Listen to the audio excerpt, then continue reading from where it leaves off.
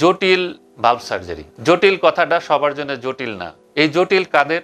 অনেকে আমাদেরকে জিজ্ঞাসা করবে, স্যার আমার বয়স, বাবার বয়স তো 70 বছর হয়ে গেছে, তার কি ভালভ সার্জারি করা দরকার আছে?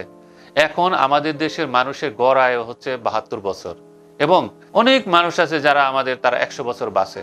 তাহলে 30 বছর তারা কিভাবে রান করবে? যাদের এই ধরনের বয়স্ক কালে ভালভের রোগ ধরা পড়ে, তাদের সবচেয়ে কষ্টকর দৃশ্য হলো যে হঠাৎ করে আমরা জিজ্ঞাসা করি, আপনি কি কখনো অজ্ঞান হয়ে পড়ে গেছিলেন? একটা ভালভের কাজ হলো একদিকে রক্ত যাইতে দেওয়া, আর একদিকে রক্ত বন্ধ হওয়া। এই যাদের যাইতেই দেয় না তাকে বলে আমরা স্টেনোসিস।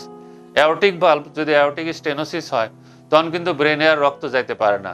এই জন্য ওই সমস্ত সিনিয়র সিটিজেন যারা আছে তারা বলবে যে, বাবারে আমি কিছু দূর হাঁটলে পরে আমি মাথা ঘুরান দিয়ে পড়ে যাই, এবং দেখা গেল যে ডাক্তারের কাছে আনার পরে দেখা গেল যে হ্যাঁ, তার ভালভের সমস্যা। ওই সমস্ত রোগীদের যদি আমরা ভালভ বদলাই দিতে পারি, এই আধুনিক বিশ্বে এখন সব ধরনের মডার্ন টেকনোলজি আমাদের দেশে অ্যাভেলেবল।